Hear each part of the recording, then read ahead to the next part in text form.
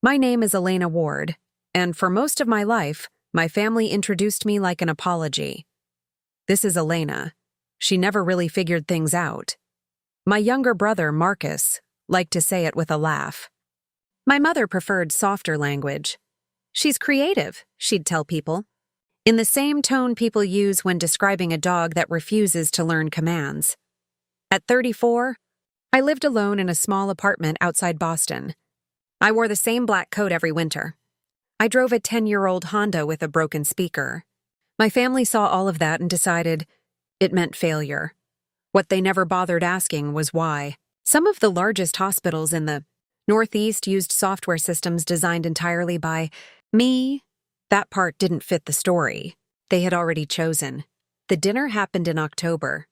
Marcus had invited everyone to celebrate his engagement to Vanessa Holloway, daughter of Richard Holloway, the billionaire investor whose name sat on half the skyscrapers downtown. My mother called 3 times that week, making sure I understood the rules. Please don't talk politics. I don't. And maybe don't bring up work. Marcus says it makes people uncomfortable when you get technical, as if my entire career could be reduced to a personality flaw. I almost didn't go, but my father texted me the night before. It would mean a lot if you came. My father rarely asked for anything directly. That was enough to make me show up. The dinner was held at Holloway Manor, a massive stone estate overlooking the harbor. Everything inside looked expensive in a quiet way. Soft lighting, crystal glasses, paintings that probably cost more than my apartment. Marcus was already performing by the time I arrived. He stood near the fireplace in a tailored navy suit, one arm around Vanessa's waist, laughing too loudly at his own stories. When he saw me, his smile tightened. "Elena made it," he announced. Our family's biggest disappointment finally left her cave. A few people chuckled politely. My mother sighed dramatically. From the dining table, "She's brilliant at wasting potential." There it was, the family script. Same lines. Different room. I took my seat quietly near the end of the table. Marcus kept the attention on himself the entire evening. His startup. His networking.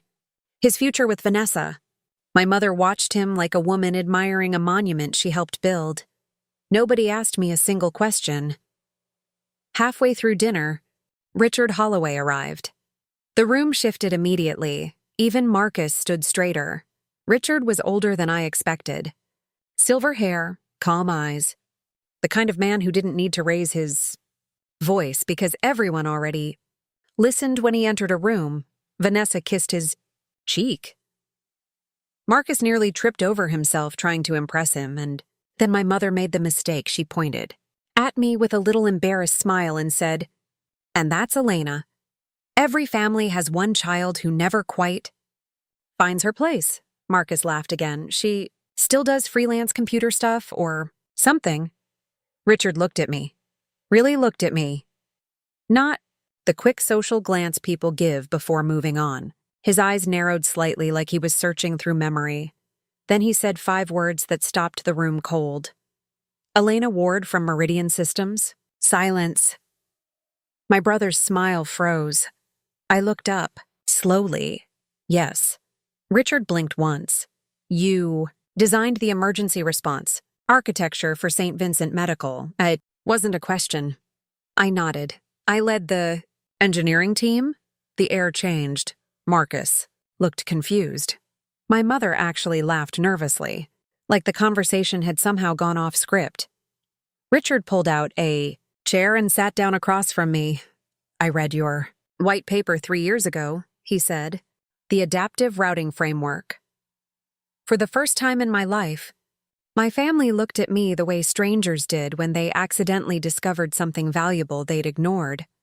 Marcus tried recovering quickly. "Oh, Elena's always been into little coding projects." Richard turned toward him slowly.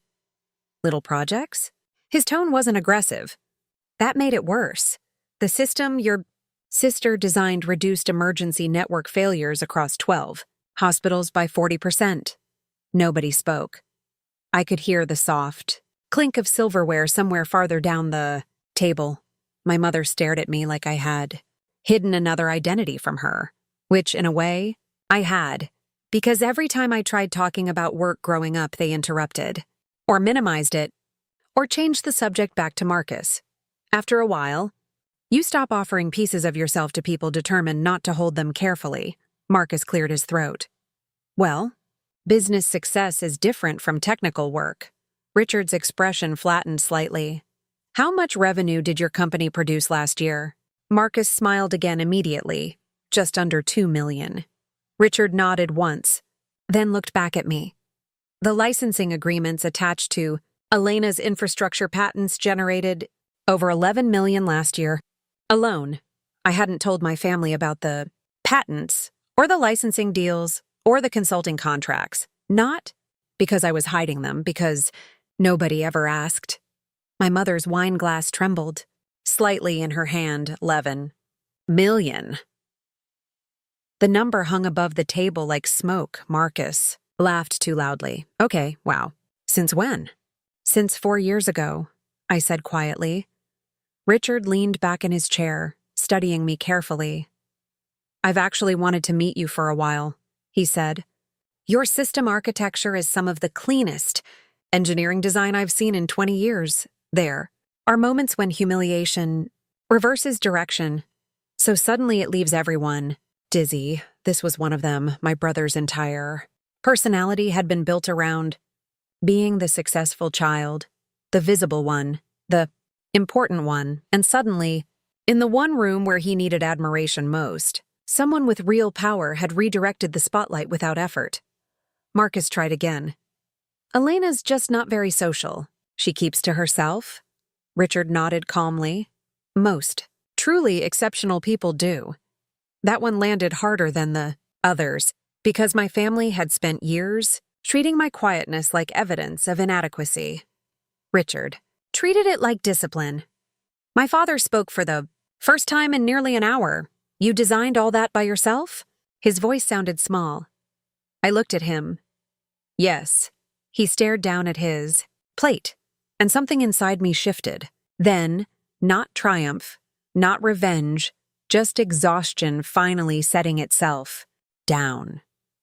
34 years of shrinking myself so other people could feel taller.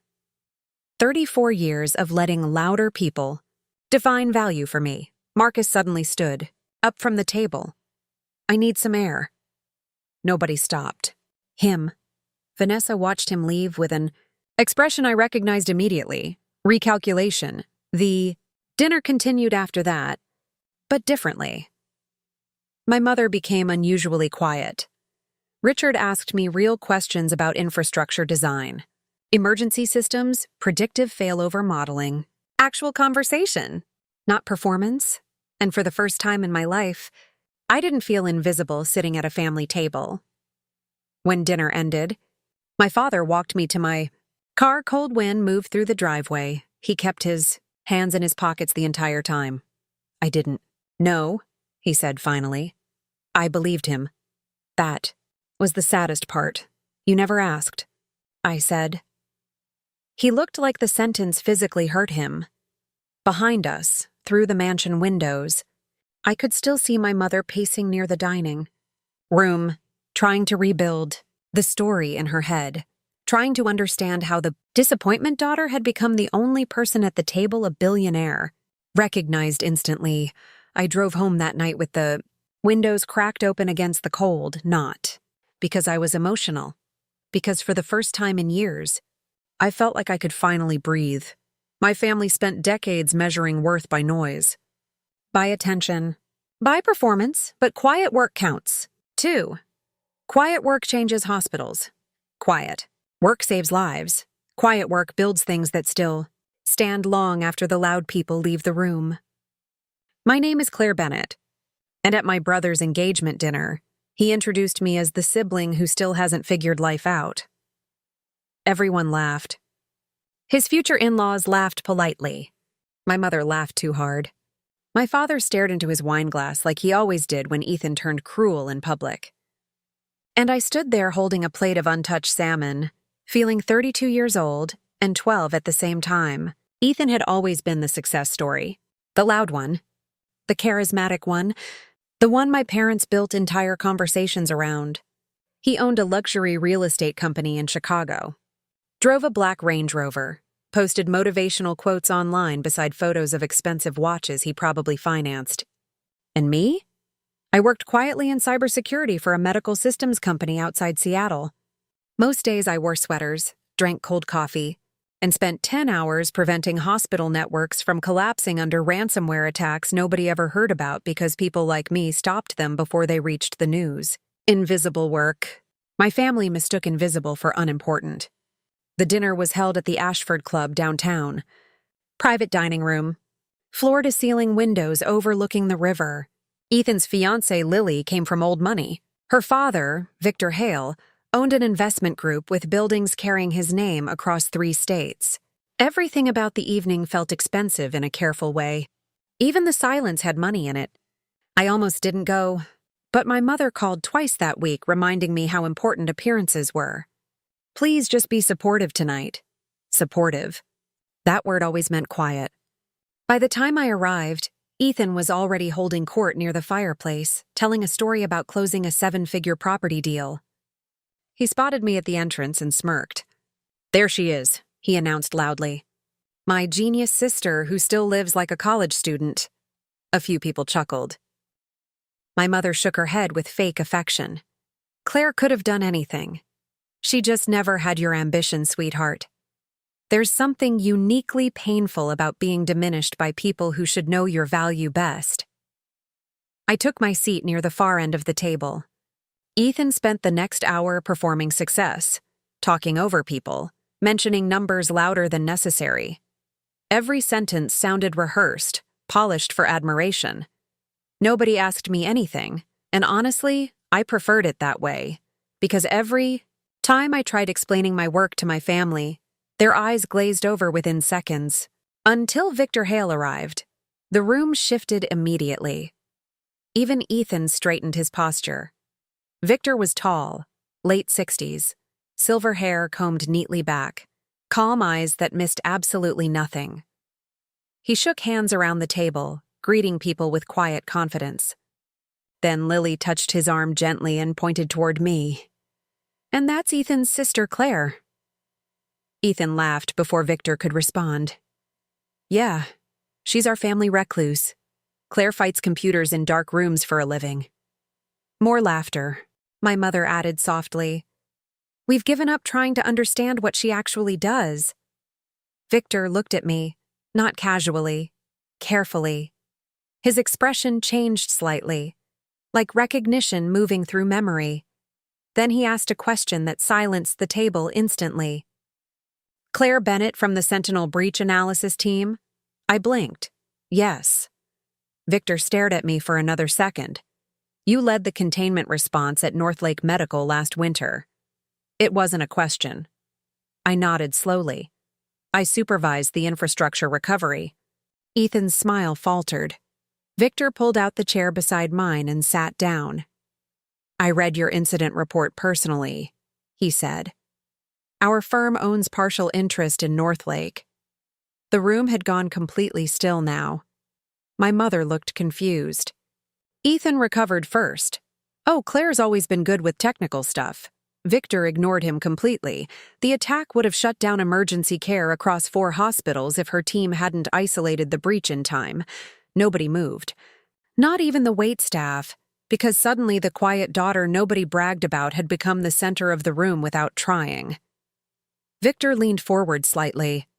"You wrote the adaptive firewall protocols yourself, didn't you?" I nodded again.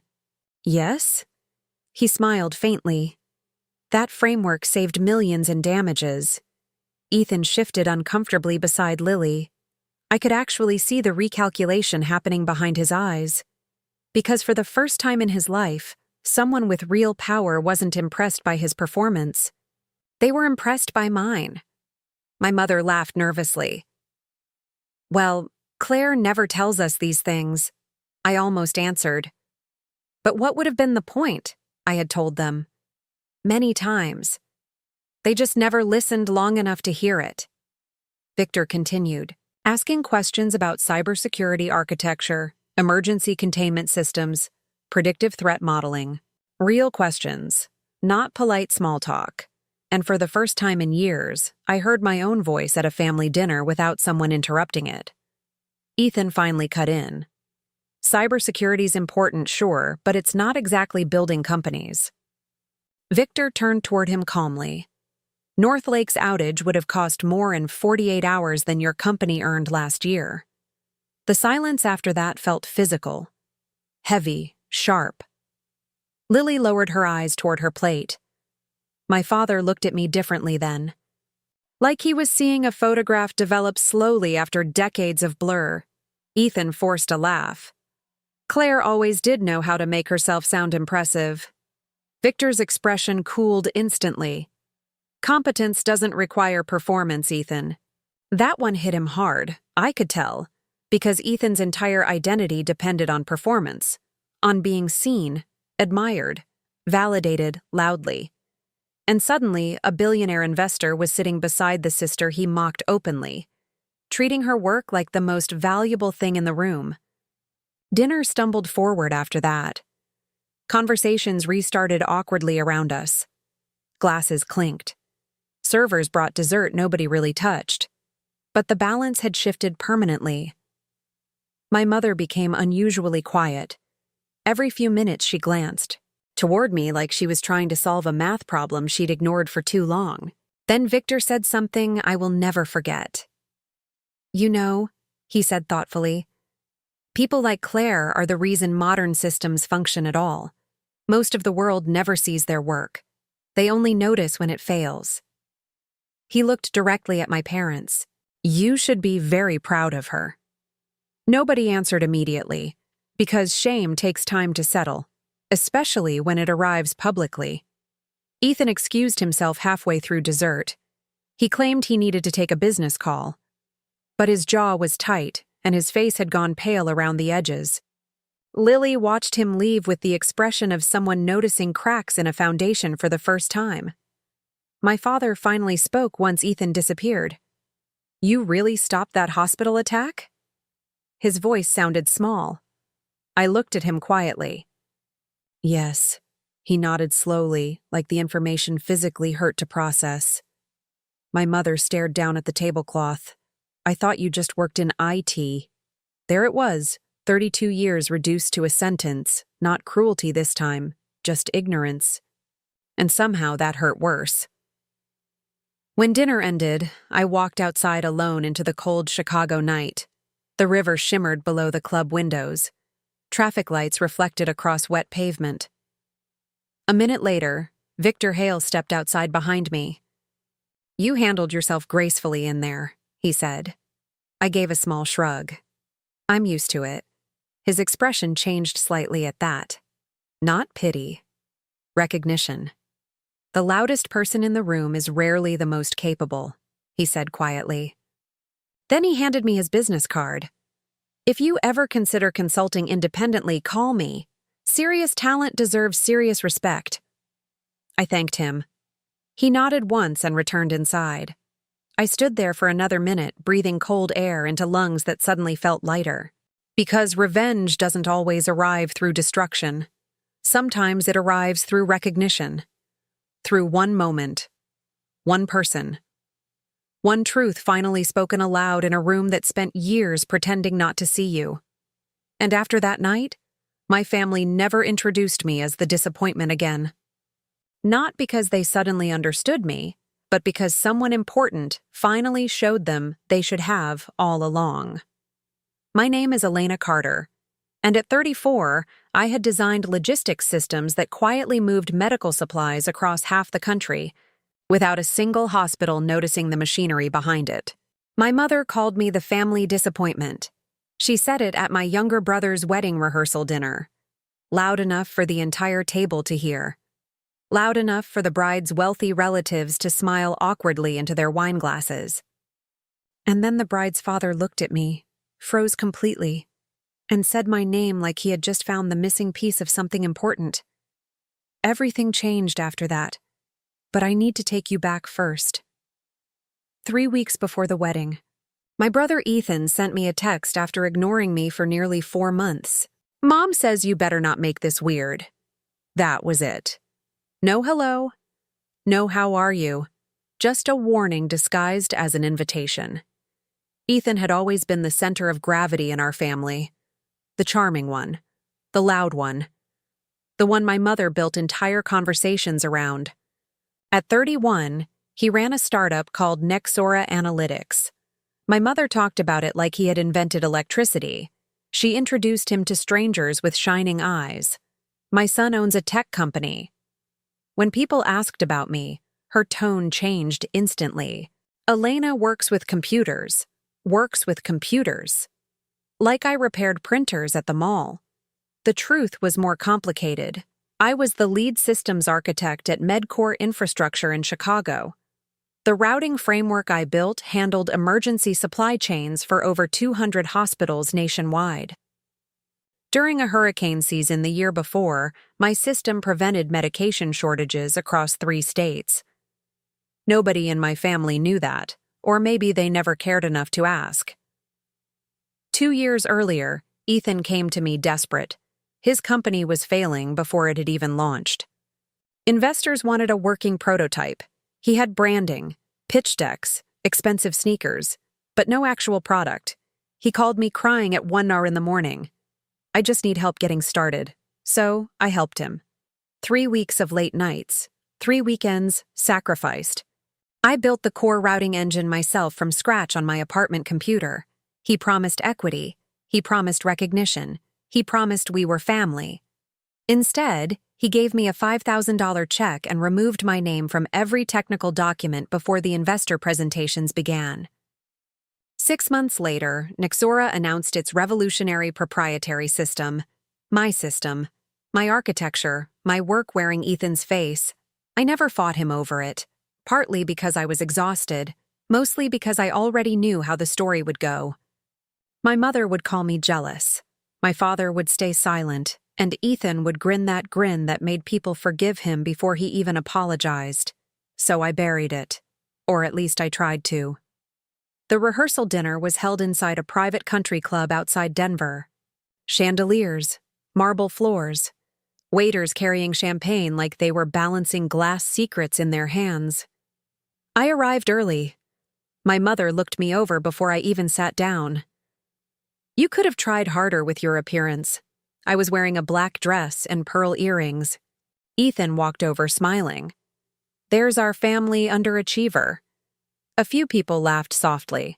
I smiled politely because women like me learn early how to survive humiliation quietly.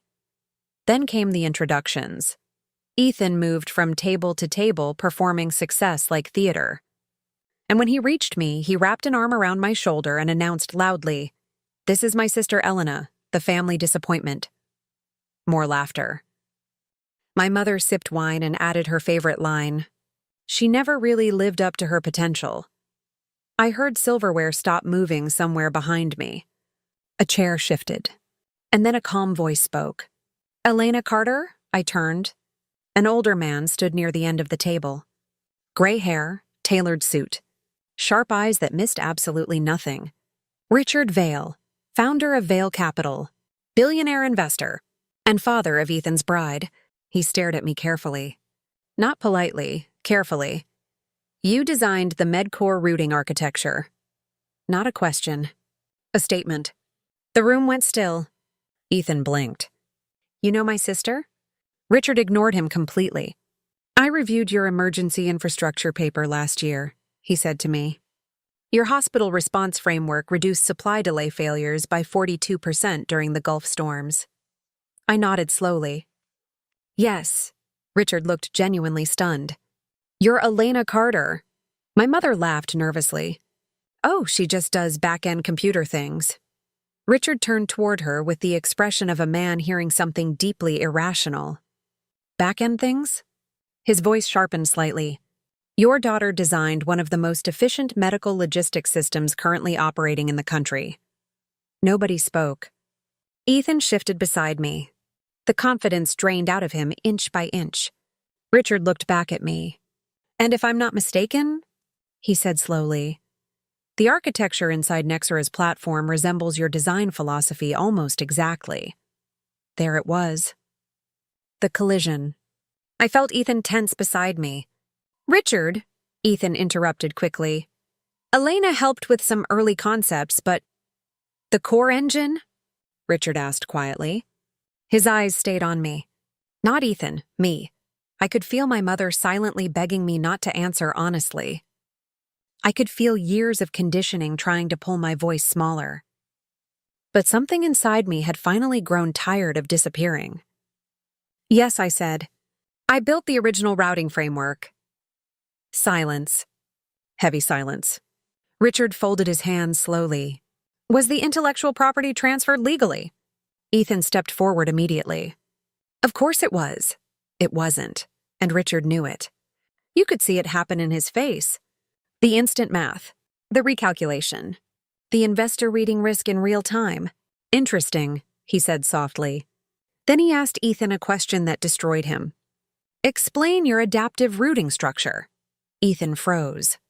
Not dramatically. Just enough. Enough for a smart man to notice.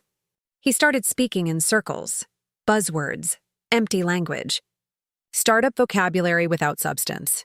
Richard listened for less than 30 seconds before turning back toward me. You built it, he said plainly. I didn't answer. I didn't need to. The truth had already entered the room. My mother stood abruptly. This is completely inappropriate for a wedding dinner. Richard looked at her calmly. No, he said. What's inappropriate is discovering that the person your family calls a disappointment is apparently the only real architect at this table. That sentence broke something. Not loudly, quietly. Like glass cracking under pressure no one acknowledged until it shattered. Ethan's face went red. You're seriously doing this right now? He snapped at me. I looked at him carefully. You introduced me. That made him angrier somehow. Because deep down he knew this wasn't sabotage. It was exposure. And exposure only hurts when the truth has been hiding underneath. Richard excused himself shortly after. The atmosphere never recovered. People whispered. The laughter disappeared. Even Ethan's bride looked different afterward. Like she was seeing him without the performance for the first time. My father found me near the lobby 20 minutes later. His eyes looked tired. Older than usual. You really built it? He asked quietly. Yes, he nodded once. No apology, just that. A lifetime of silence compressed into one exhausted expression. Then my mother appeared. And even then, even after all of it, she still couldn't let go of the story she had built.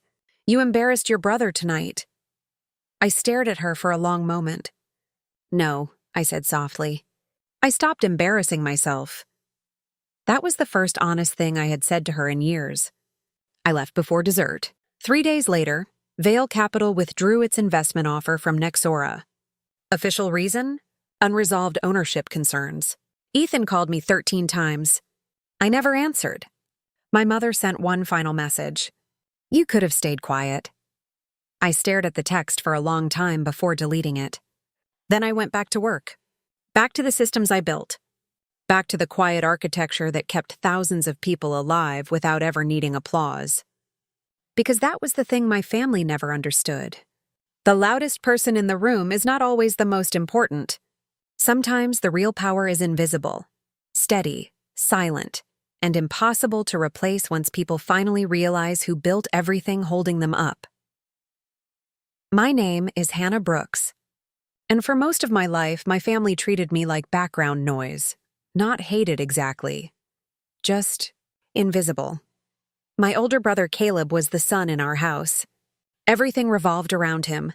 His moods, his achievements, his failures dressed up as potential, and me? I was the daughter people forgot to include in photographs unless someone pointed it out afterward. At 35, I managed cybersecurity infrastructure for one of the largest financial firms in Seattle. The fraud detection framework I helped design processed billions of dollars in transactions every week. My mother still introduced me as Hannah, the quiet one. She said it with a smile, like shrinking me was an act of affection. The night everything changed was Caleb's engagement party, a private event at a waterfront estate outside Bellevue. Caterers in white gloves, jazz music floating through glass walls overlooking the water, expensive people pretending not to notice each other's watches. My family moved through the room like they belonged there. I moved through it like staff. 3 days earlier, my mother had called me with instructions. Please don't start talking about your work around Vanessa's family. Vanessa was Caleb's fiancé. Her father, Leonard Whitmore, owned an investment company worth more money than my entire family could comprehend. He likes confident people, my mother warned. Don't make things awkward. Don't make things awkward. That was always the assignment. Be smaller, talk less, take up less oxygen. I arrived at the estate wearing a navy dress and low heels. Nothing flashy. Nothing dramatic, still. My mother frowned when she saw me. You look severe, she said immediately. Caleb overheard and laughed. She always dresses like she's attending a corporate hostage. Negotiation, people chuckled politely. Smiled because women like me learn early that surviving a family sometimes means swallowing your dignity in public and crying about it privately later. The party grew, louder as the night went on.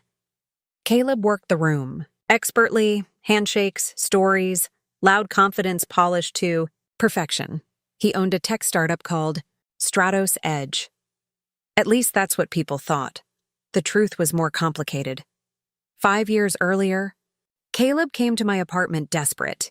He had investors interested in his startup, but no actual product, no real system, no real architecture, just ambition wrapped in expensive language. I only need help for a few weeks, he told me. You're better at this stuff than anyone I know. I should have said no. Instead, I spent 19 nights building the foundation for his entire platform: data protection, layers, behavioral threat analysis, adaptive, fraud detection logic, the bones of Stratos Edge. He promised. Partnership equity recognition. Then, the funding came through, and suddenly I became someone who helped early on. My name disappeared from every document, every meeting, every article. Meanwhile, Caleb became the genius founder my parents worshipped openly. I never fought him. Partly because I was tired, mostly because I knew nobody in my family wanted the truth. Truth ruins comfortable stories, and Caleb was the favorite story they had. By 8 p.m., the engagement party had shifted fully into performance mode.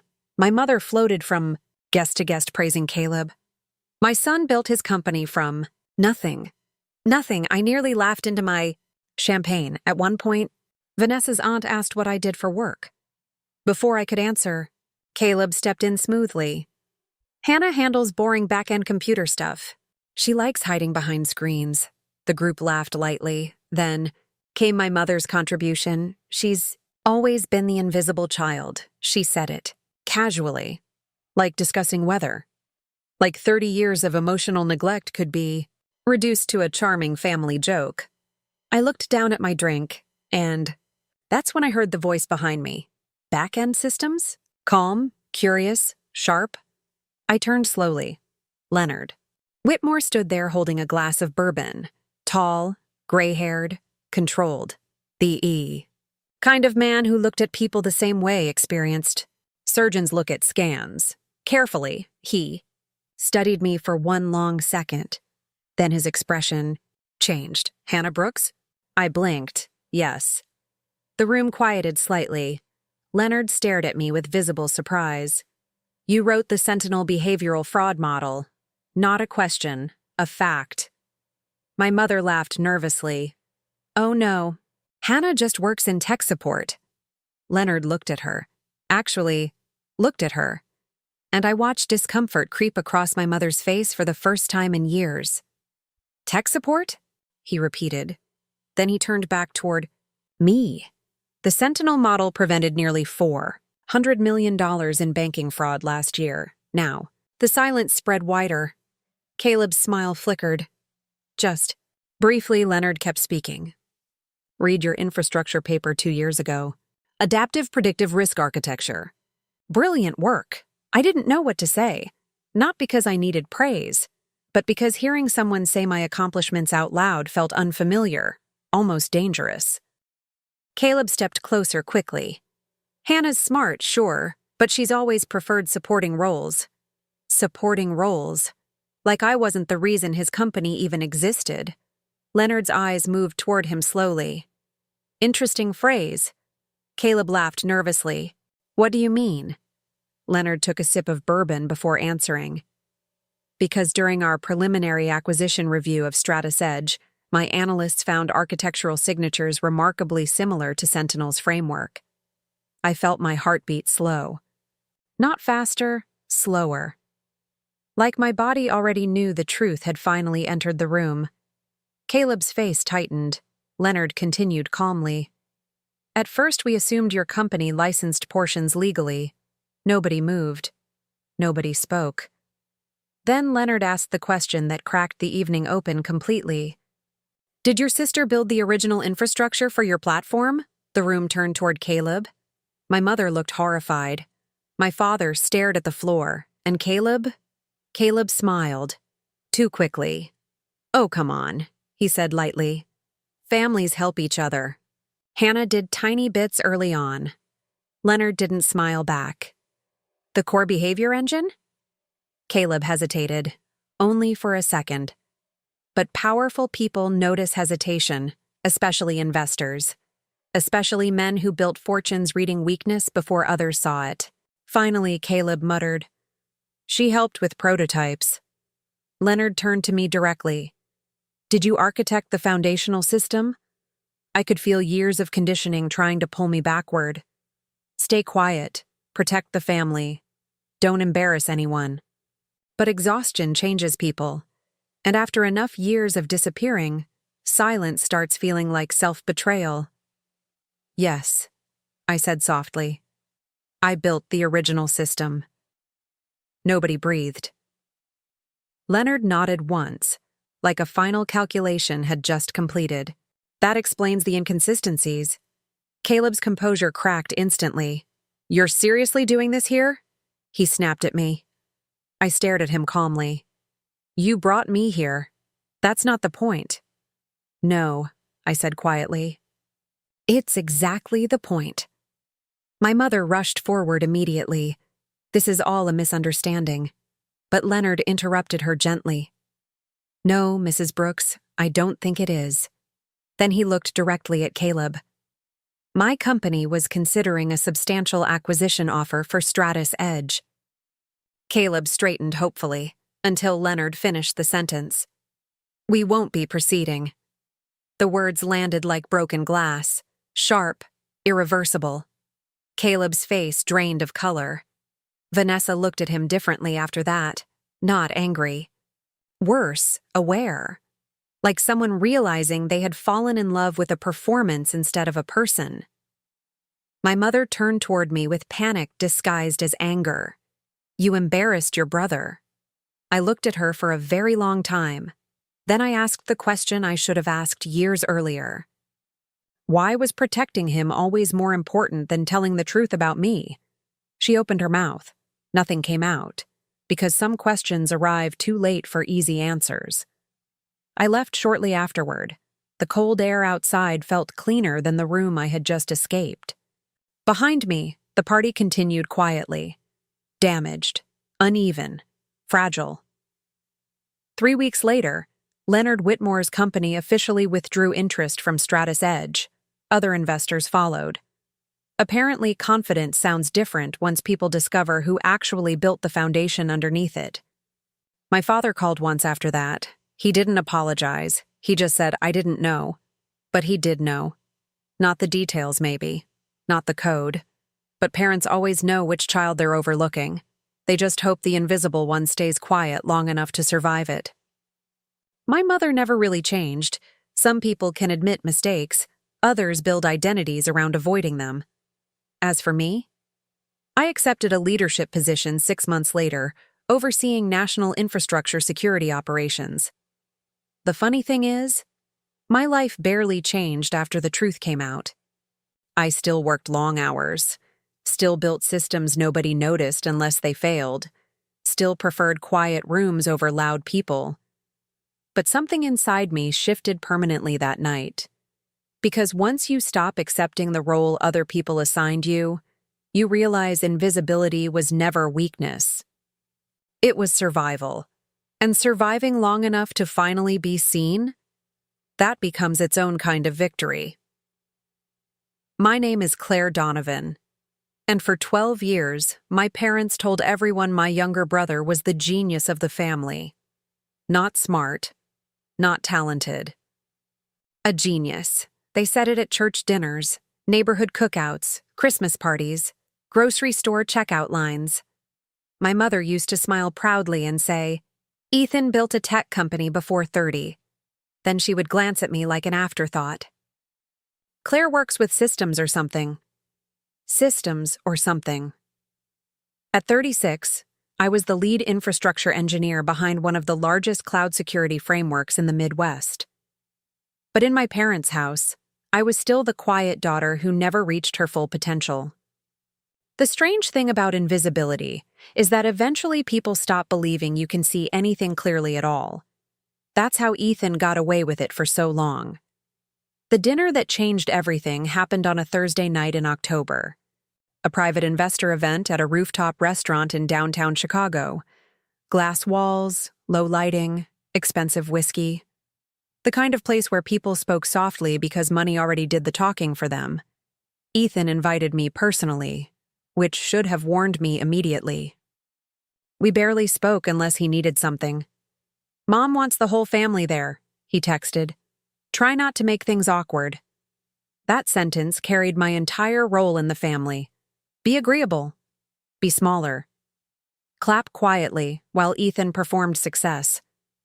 His company, Nexusphere, had exploded over the previous 2 years. Articles, podcasts, investor panels. He loved words like disruption and innovation because they sounded impressive to people who didn't actually build anything. But I knew the truth. Because 5 years earlier, Nexusphere had been nothing more than Ethan sitting in my apartment eating takeout and panicking about investors. "I just need help building the framework," he told me. "You're the only person I trust." I spent 4 brutal weeks designing the system architecture. Routing logic, security layers, scalable cloud deployment, everything. I built the spine of the company while Ethan practiced sounding visionary in mirrors. He promised partnership, equity, credit. Then funding arrived, and suddenly my contribution became a little early assistance. My name vanished from the documents. The code stayed. I should have fought him. Instead, I did what I always did. I kept working quietly while louder people took credit for surviving on foundations they didn't build. The rooftop dinner was crowded by the time I arrived. My mother spotted me immediately and frowned. "You wore black, Claire, honestly." I looked down at my dress. It was elegant, simple, professional. Ethan walked over grinning. She always dresses like she's attending a funeral for productivity. People laughed. My father chuckled into his drink. And just like that, the evening began the way family gatherings always did. With me becoming the joke before appetizers arrived, I stayed near the edge of the room most of the night. That's where invisible daughters learn to stand. Near exits, near walls, close enough to participate, far enough to disappear. I listened while my parents bragged about Ethan to investors. My son practically built Nexusphere from scratch. He barely sleeps. He's obsessed. He's changing the industry. Every sentence landed like a tiny cut. Not because I wanted praise, but because I remembered what those years actually looked like. Me sitting alone at 2 a.m., debugging deployment failures while Ethan slept. Me rewriting corrupted modules. Me building disaster recovery systems investors would later call revolutionary. Me. Always me. Around 9 o'clock, Ethan clinked a glass for attention. He loved moments that forced rooms to orbit him. "I just want to thank everyone for believing in Nexusphere," he announced smoothly. More applause. Then his eyes found me near the back wall.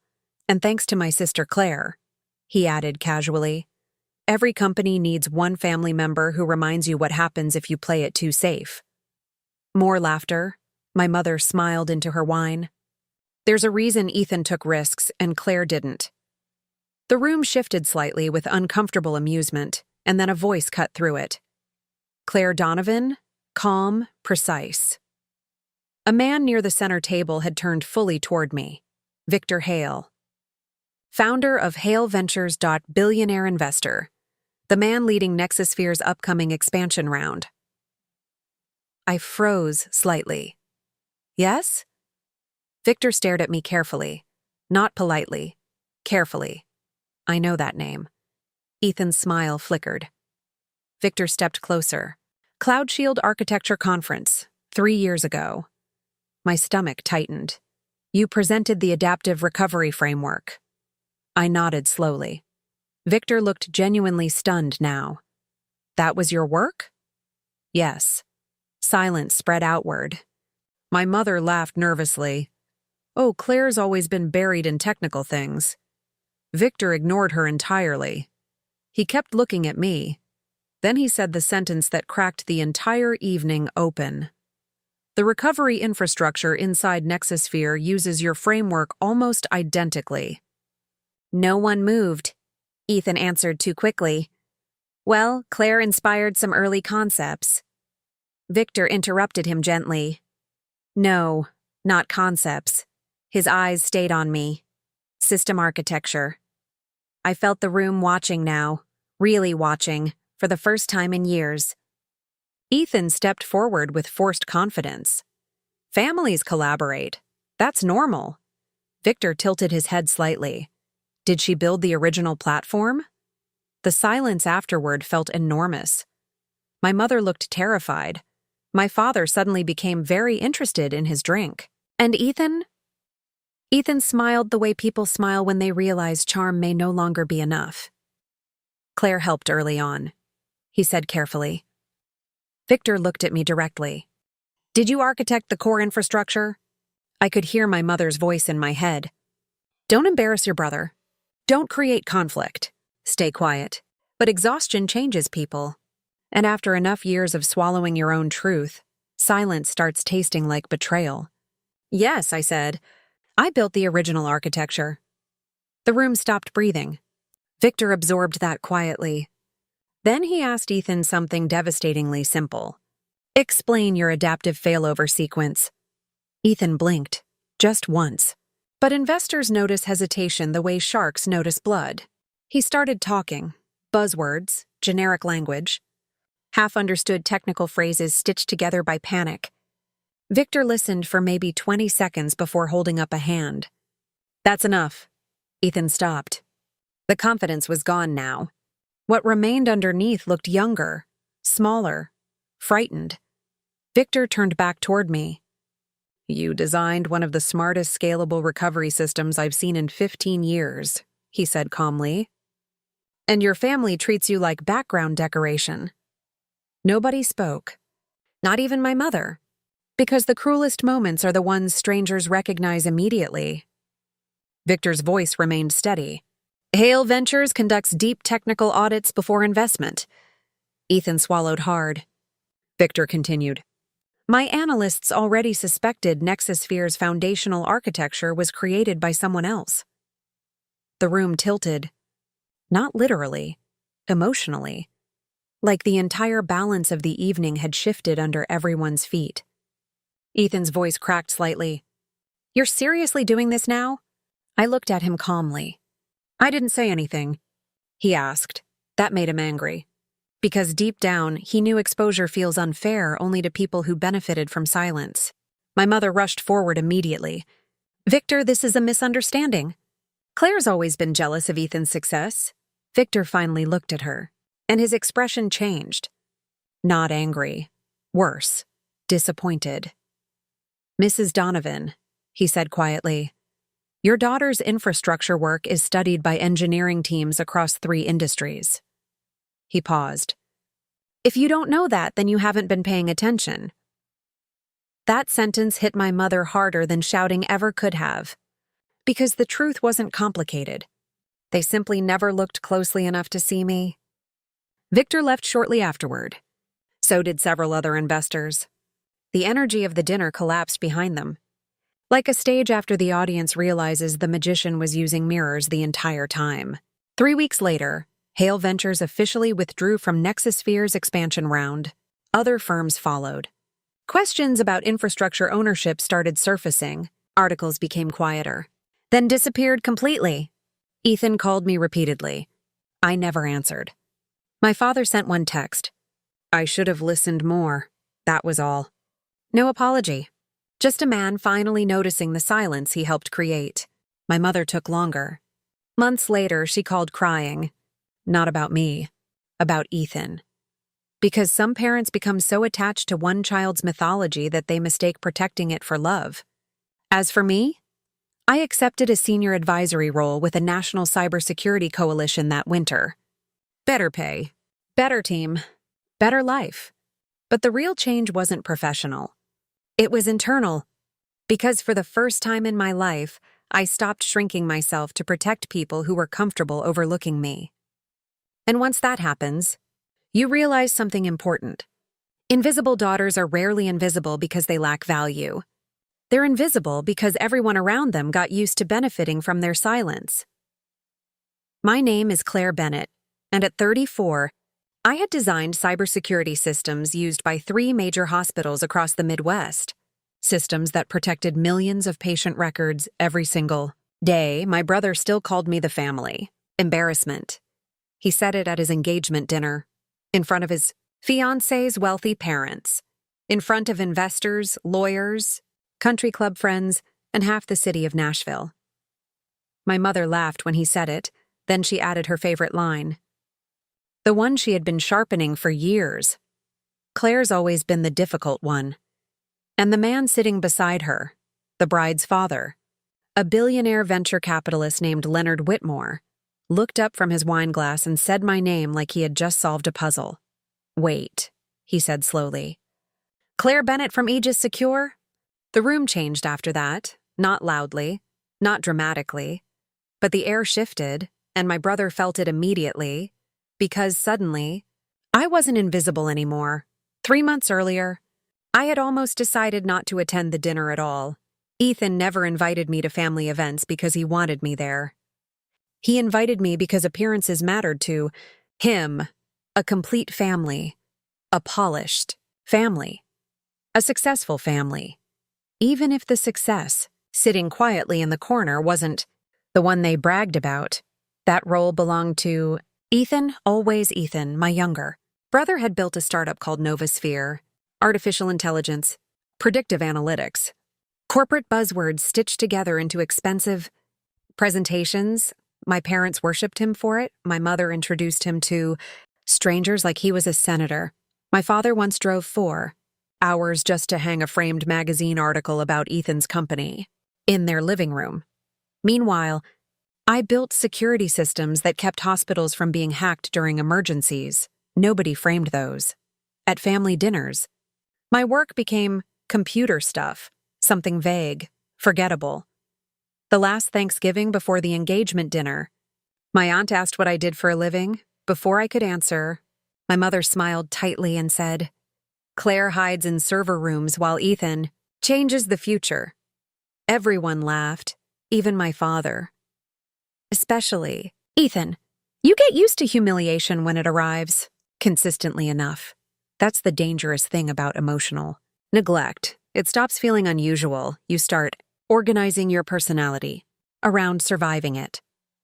2 weeks before the engagement dinner, Ethan called me unexpectedly, not texted. Called. Look, he said. Sophia's family is important. Her dad notices everything. So when you come, just don't make things awkward. I remember staring at my apartment window while rain slid down the glass. What does that mean? I asked. It means don't get into technical conversations. Don't overdo the career thing. Just relax and be normal. Be normal, meaning small, meaning quiet, meaning harmless. Almost stayed home after that. But something inside me had started changing. Recently, maybe it was therapy, maybe it was exhaustion, maybe I was simply tired of shrinking so other people could feel taller. So I went. The dinner was held at Whitmore Estate outside. Brentwood massive stone house. Valet parking. Waiters carrying champagne on silver trays. The kind of wealth that never needs to introduce itself. My mother greeted me at the entrance, with a quick scan of my navy dress. At least you didn't wear one of those severe business outfits, she said. No. Hello. Just evaluation. Inside, Ethan moved through the room effortlessly. Expensive suit. Perfect smile. Handshakes practiced down to the angle. He introduced me 3 times in under 10 minutes. This is Claire. She works in IT. My sister Claire. She's kind of antisocial. The family genius who forgot how to have fun. Every introduction carefully reduced me, not enough to seem cruel. Just enough to establish hierarchy, and my parents reinforced it every single time. At one point, Sophia's mother politely asked where I worked. Before I answered, my mother waved her hand dismissively. Oh, Claire's career sounds much more impressive than it really is. Laughter again. Small, sharp, familiar. Then came Leonard Whitmore. Sophia's father entered late, surrounded by quiet attention. Tall man. Silver hair. Calm eyes, not flashy. But everyone adjusted themselves slightly when he walked into the room. That kind of power doesn't need volume. Ethan practically floated toward him. The performance intensified immediately. More stories. Louder confidence. Bigger gestures. I stood near the back patio, doors holding sparkling water and counting the minutes until I could leave. Then, Ethan spotted me and smiled. That smile always meant danger. There she is, he announced loudly as he guided Leonard toward me. My sister Claire. The family disappointment. A few people laughed automatically. My mother did too. She's brilliant at wasting potential. She added, and there it was. The ritual. Humiliation. Public. Casual. Predictable. But Leonard Whitmore didn't laugh. He stared at me carefully. Then his expression changed. Not shock, recognition. Claire Bennett, he said slowly. Aegis secure. I blinked. Yes. The room quieted. Leonard turned fully toward me. Now, you designed the Mercy West Breach Containment Framework. It wasn't a question. My throat tightened. Slightly. Yes. His eyebrows lifted. I reviewed your architecture report personally after the ransomware attacks in Chicago. He looked genuinely impressed.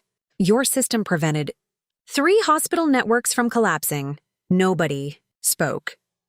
Ethan's smile froze halfway across his face. My mother looked confused. Leonard kept going. That framework became required, reading in 2 of our cybersecurity acquisitions. Then, he said the sentence that cracked the entire evening open. You're one of the best. Infrastructure minds in the industry. Silence. Real. Silence this time. The kind that exposes people. Ethan laughed nervously. Well, Claire's always been good with technical details. She built systems that protected emergency medical networks. Leonard interrupted calmly. That's not technical detail. That's critical infrastructure. My father stared at me like he was seeing me from a distance. For the first time. My mother's face tightened. Ethan recovered. Quickly, he always did. She likes making things sound bigger than they are, he said lightly. Leonard looked at him directly. Your company actually consulted one of her published security models last year? Ethan stopped breathing for half a second. Noticed because I'd spent years studying people who underestimated me, and in that moment, my brother realized something terrible. The room was no longer operating under his version of reality. Leonard continued speaking.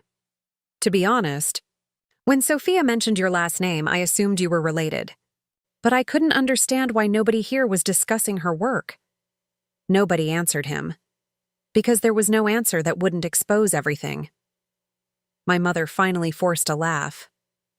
Oh, Claire's always been private, private as if invisibility had been my preference.